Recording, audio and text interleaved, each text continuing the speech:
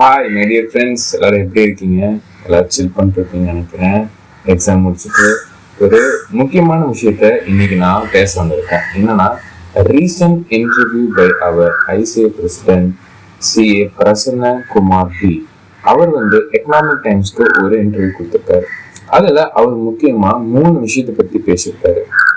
என்னன்னா, நம்ம ஃபியூச்சர்ல நம்ம chart accounts to be technically futurable and analytical thinking வேணும் நமக்கு, and also we need a global exposure. So இந்த 3 விஷயத்தையும் அவர் ரொம்ப ரொம்ப ஸ்ட்ரெஸ் பண்ணியிருக்காரு.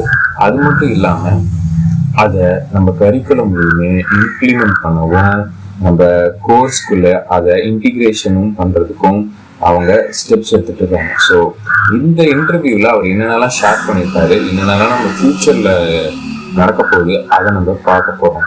அது முக்கியமாக இன்னொரு டவுட் வரும். ஸோ டெக்னிக்கலி ஃபியூச்சபிள், அப்புறமேட்டு அனாலிட்டிக்கல் திங்கிங் வேணும். ஸோ இதெல்லாம் சொல்லி ஏதோ ஒரு எக்ஸ்ட்ரா சப்ஜெக்ட் எதாவது ஆட் பண்ணிடுவாங்களா நம்மளோட இன்டர்லையோ ஃபவுண்டேஷன்லையோ ஃபைனல்லையோன்னு ஏதோ ஒரு நமக்கு ஏதோ தாட்ஸ் வரும்ல. எஸ், அந்த மாதிரி டவுட்ஸுமே இந்த வீடியோவில் நம்ம பார்த்துடலாம். அண்டு எனக்கு இந்த இன்டர்வியூ ரொம்ப பிடிச்சது குளோபல் எக்ஸ்போஷர் அவர் பேசுனது. ஸோ இது எல்லாத்தையுமே இந்த வீடியோக்குள்ளே பார்க்கலாம். வாங்க வீடியோக்குள்ளே போகலாம். ஸோ ஃபர்ஸ்ட் விஷயம் நம்ம டிஸ்கஸ் பண்ண போகிறது என்னன்னா, அவர் நம்ம கரிக்குலமில் AI, data analytics and emerging டெக்னாலஜிஸை இம்ப்ளிமெண்ட் பண்ண போகிறோம் அப்படின்னு அவர் சொல்லியிருக்காரு. சரி, எப்படி இம்ப்ளிமெண்ட் பண்ண போகிறீங்க அப்படின்னு அவங்ககிட்ட கேட்டப்ப அவர் என்ன சொல்லியிருக்காருன்னா, CRET, we form the CRET. க்ரீட்னா என்னன்னா, committee for review of education and training. So இவங்களோட ஒர்க் என்ன அப்படின்னா, ஃபுல் கரிக்குலமையும் பார்க்கறது, எக்ஸாம் சிஸ்டம்ஸ் பார்க்கறது, நம்ம நடக்கிற ஆர்டிகல்ஷிப், அதாவது ப்ராக்டிக்கல் ட்ரைனிங் எப்படி போயிட்டு இருக்கு, அது மட்டும் இல்லாமல் சாஃப்ட் ஸ்கில்ஸ் எப்படி இருக்கு, கம்யூனிகேஷன்ஸ் என்னென்ன இருக்கு.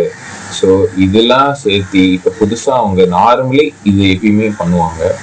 அதோட ஆடட் தான் இப்போ emerging technologies and AI, data அனலிட்டிக்ஸை எப்படி இன்டிகிரேஷன் பண்ணுறது, அது எப்படி across all levels, foundation, inter, ஃபைனலில் எப்படி நம்ம இன்க்ளூட் பண்ணுறது அப்படின்ற ஒரு மெயின் ஃபோக்கஸோட இந்த டைம் அதை கன்ஸ்டியூட் பண்ணியிருக்காங்க. அவங்களோட ரெக்கமெண்டேஷன் டிசம்பர் 2026 நம்ம கவுன்சிலுக்கு தரப்போகிறாங்க. ஸோ இது நீங்கள் கேட்கலாம், இது இப்போதான் புதுசாக ஃபார்ம் பண்ணியிருக்காங்களா? அப்படி கிடையாது. இந்த ஒரு கமிட்டி ஒன்ஸ் 10 இயருக்கு தான் ஃபார்ம் பண்ணுவாங்க. ஃபுல் நம்ம கரிக்குலமையும் எல்லாத்தையும் செக் பண்ணி நம்ம according to the industry, according to the என்ன சொல்கிறது, எக்கனாமிக் டெவலப்மெண்ட்ஸ், அதைப்படி தான் நம்ம கோர்ஸ் இருக்கா, அதைப்படி தான் நம்ம ப்ரொஃபஷனல் ஸ்கில்ஸ் ஆகி வெளியே போகிறாங்களா அப்படின்னு செக் பண்ணுவாங்க. But due to the rapid technologies, dynamic என்வாரன்மெண்ட்னால இந்த கமிட்டி இப்போ 5 இயர்ஸ்லேயே ஃபார்ம் பண்ணியிருக்காங்கன்னு நம்ம பிரசிடென்ட் சொல்லியிருக்காரு. ஸோ இது ஒரு முக்கியமான விஷயம், எல்லாரும் நம்ம தெரிஞ்சுக்க வேண்டிய விஷயம். ஸோ இந்த மாதிரி ஒரு கமிட்டி ஃபார்ம் பண்ணியிருக்காங்கன்னு சொல்லி, ஸோ இவங்களோட ரெக்கமெண்டேஷன் டிசம்பருக்குள்ள நம்ம கவுன்சிலுக்கு கிடைச்சிடும். ஸோ அதன்படி கோர்ஸ் வில் பி சேஞ்ச் நடக்கும். ஸோ இப்போ என்ன சேஞ்ச் நடக்கும்? நம்ம முதல்ல சொன்ன மாதிரி சப்ஜெக்ட் வில் பி இன்க்ளூடடா, அதுக்கு அவரே சொல்லியிருக்காரு, பிரசிடென்டே சொல்லியிருக்காரு, செப்பரேட் சப்ஜெக்ட் கிடையாது. இதில் என்ன சொல்ல போறோம்னா, நம்ம ப்ரொஃபஷனலாக ஸ்ட்ராங்காக இந்த ஒரு ஆஸ்பெக்ட்ஸில் பில்ட் பண்ண போகிறோம், அவ்வளோதான். தவிர ஒரு செப்பரேட் சப்ஜெக்டாக இன்வால்வ் பண்ண மாட்டோம். ஸோ இஎஸ்ஐ மாதிரி, ஐ திங்க் இஎஸ்ஐ நினைக்கிறேன், இன்டர்ல இருந்துச்சு 8 பேப்பர்ஸ் இருந்தப்ப, அந்த மாதிரி இந்த சப்ஜெக்ட் இன்வால்வ் ஆக போகிறது இல்லை. ஸோ அதில் எந்த ஒரு நமக்கு ப்ராப்ளமும் இல்லை. ஸோ இதை கோர்ஸோடு எப்படி இன்டிகிரேட் பண்ண போகிறோம் அப்படின்ற மாதிரி தான் பண்ண போகிறாங்க. ஸோ இதுதான் அவர் சொன்ன முக்கியமான ஃபர்ஸ்ட் செக்மெண்ட் நம்ம டிஸ்கஸ் பண்ண பாயிண்ட். தென் நெக்ஸ்ட் செக்மெண்ட், இந்த செக்மெண்ட்டில் என்ன எனக்கு ரொம்ப ரொம்ப பிடிச்ச பாயிண்ட் என்னன்னா, அவர் என்ன சொல்லிட்டாருன்னா, அதாவது ஒரு கொஷின் கேட்டிருக்காங்க. முன்ன மாதிரி நம்ம சிஏ ஸ்டூடெண்ட்ஸ் ப்ரிஃபர் பண்ணுறது இல்லையா, எப்படி சொல்கிறது, பழைய ஜென்ரேஷன் மாதிரி இப்போ பார்க்கறது இல்லையா, ஒன்லி ஆப்ஷனாக நிறைய பேர் பார்த்தாங்க சிஏவை, இப்போ அந்த மாதிரி பார்க்கறது இல்லையான்னு கேட்டாங்க. ஸோ அவர் என்ன சொன்னார்னா, இப்போ நிறைய ஆல்டர்னேட் கோர்சஸ் இருக்குது, அது இல்லாமல் everyone need global exposure அப்படின்னாங்க. ஸோ நம்மக்கிட்ட அந்த மாதிரி இல்லை. ஸோ இதுக்கு அவர் என்ன சொல்ல வந்தார்னா, we are working on the global exposure campus. அப்படின்னு சொல்லியிருக்காரு. மெயினாக மிடில் ஈஸ்ட். ஸோ இந்த ஏரியாஸில் we are talking with them அப்படின்னு சொல்லியிருக்காரு. எனக்கு ரொம்ப ரொம்ப பிடிச்ச விஷயம் இதுதான் நான் சொன்னேன் இன்டர்வியூவில்.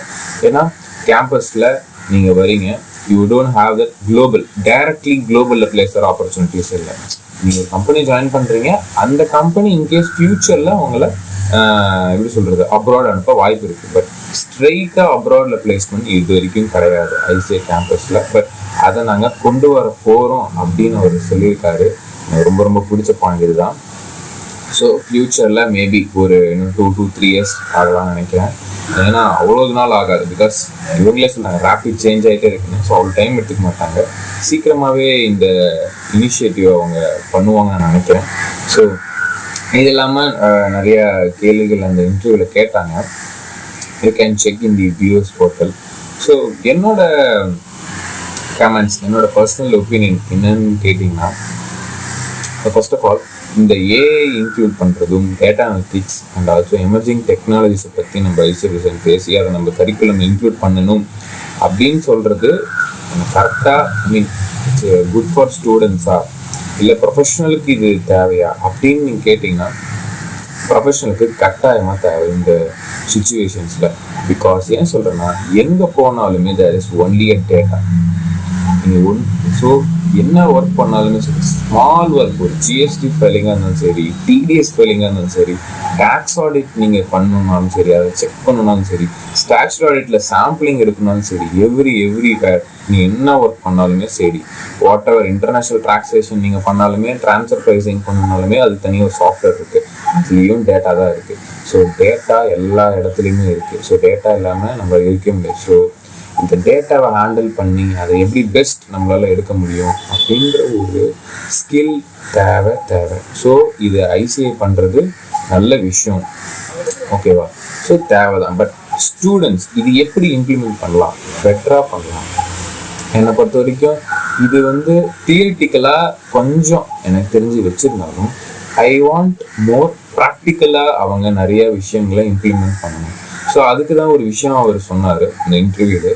We are done some workshops அப்படின்னாங்க. ஆறான்னு ஒரு ஒர்க் ஷாப் ரீசெண்டாக பிரான்ச் எல்லா அக்ராஸ் ஆல் பிரான்ச்சஸில் கண்டக்ட் பண்ணியிருக்காங்க.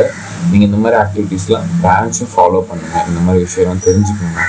ஸோ நேர்மையாக சொல்லியிருக்காரு, we already started workshops upon this. So இந்த மாதிரி மோர் ப்ராக்டிக்கலாக நம்ம இந்த விஷயத்தை லேர்ன் பண்ணுறது பண்ணால் தான் பெட்டர். என்னை பொறுத்த வரைக்கும் தியரட்டிக்கலோட மேபி என்ன பண்ணலாம்னு என்ன கேட்டால், ஒரு ப்ராக்டிக்கல் டெஸ்ட் மாதிரி கண்டக்ட் பண்ணலாம். நீங்கள் இருக்கிறதே டெஸ்ட் எத்தனை இருக்குது, 4 ஃபார்ம் எழுதணும் அப்படின்னு கேட்குறீங்க. டெஸ்ட் ரீவேம் பண்ணுறப்ப அந்த ஃபார்ம்லாம் இருக்குல்ல, அதுக்கு பதில் இந்த மாதிரி ஒரு ப்ராக்டிக்கல் டெஸ்ட் எனக்கு தெரிஞ்சு வைக்கலாம். அப்போ தான் நம்ம இந்த மாதிரி விஷயம் கற்றுப்போம். சீரியஸாக டெஸ்ட்டுன்னு தான் கற்றுக்க மாட்டோம். என்னை பொறுத்த வரைக்கும் ஒர்க் ஷாப்ஸ்லாம் எல்லோரும் வர மாட்டாங்க. அது என்னோட பர்சனல் ஒப்பீனியன். ஸோ இந்த மாதிரி ப்ராக்டிக்கலாக இருந்தால் பெட்டர். என்னை பொறுத்தவரைக்கும் என்னோட கமெண்ட்ஸ் இந்த ஒரு இன்டிகிரேஷனில் ஆல் லெவல்ஸ்ன்னு சொல்லியிருக்காங்க. எனக்கு தெரிஞ்சு ஆல் லெவல்ஸில் பண்ணுறது கொஞ்சம் கொஞ்சமாக கொண்டு வரணும். அது ஒரு நல்ல ஐடியா ஆக்சுவலி. எடுத்தோடனே ஒரே லெவலில் வைக்காமல் ஃபவுண்டேஷனில் கொஞ்சம் தியரட்டிக்கலாக பேசி, என்டர் அப்போ கொஞ்சம் இன்னும் தியரட்டிக்கல் ப்ளஸ் ப்ராக்டிக்கல், தென் அதுக்கப்புறம் ஒரு தனி டெஸ்ட் நீங்கள் ஆர்டிகல்ஷிப்பில் நீங்கள் ஃபினிஷ் பண்ணணும் அப்படின்ற மாதிரி ஒரு பாயிண்ட்டு.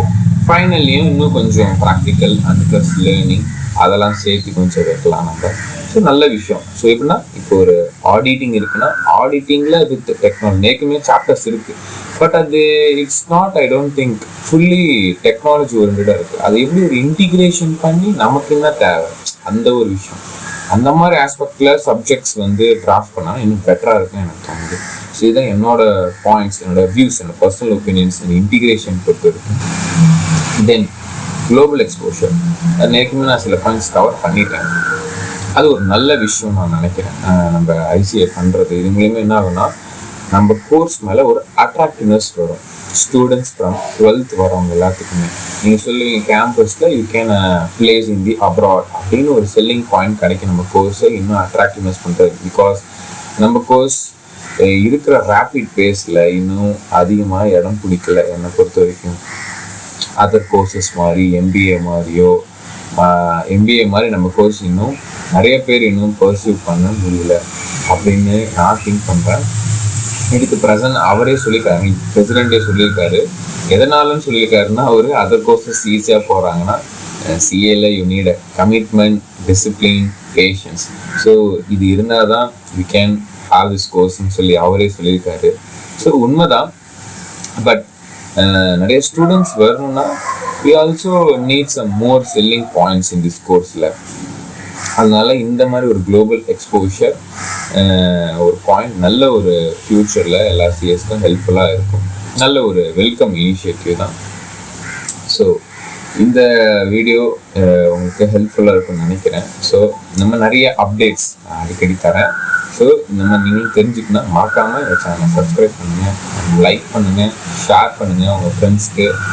என்னடா புதுசாக எதுவும் சேஞ்ச் பண்ண போகிறாங்க அந்த மாதிரிலாம் எதுவும் பயந்துட்டு இருந்தாங்கன்னா நியூஸ் தெரிஞ்சு அவங்களுக்கு இந்த வீடியோ ஷேர் பண்ணுங்கள். ஸோ இன்னொரு வீடியோ உங்களோட மறுபடியும் பார்க்குறேன். ஓகே, பாய்.